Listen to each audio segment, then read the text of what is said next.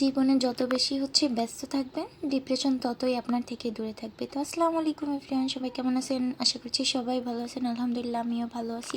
তো সকাল সকাল উঠে আমি বাজারে চলে গিয়েছিলাম, কিছু বাদাম কিনলাম এবং কিছু বাজার করলাম।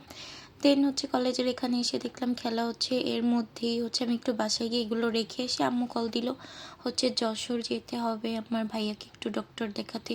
তো আমরা চলে আসলাম হসপিটালে। তারপরে ওর অনেক টেস্ট দিল, অনেকক্ষণ বসে, মানে এত হ্যাসেল, অপেক্ষা করা আমার কাছে সব থেকে বেশি হ্যাসেল লাগে। তারপর আমার এত বেশি ক্ষুধা লাগছিল। দেন আমরা একটা রেস্টুরেন্টে গেলাম, খাওয়া দাওয়া করলাম। তারপর আমি আবার হসপিটালের সামনে এসে দাঁড়িয়েছিলাম, আমার এত পরিমাণ বিরক্ত লাগতেছিল। তারপর আমার আম্মু আমাকে 2টা ভাপা পিঠা কিনে এনে দিল, এটা খেলাম। তারপর এই যে ওষুধের এইখান থেকে ওষুধ নিতেছিল। তারপর আমার ভাইয়া কিছু কোয়েল পাখি কিনবে, তো এটা কিনলো। দেন আমরা বাসায় চলে আসছিলাম। দেন আমি এই মটরগুলো ছিলছি।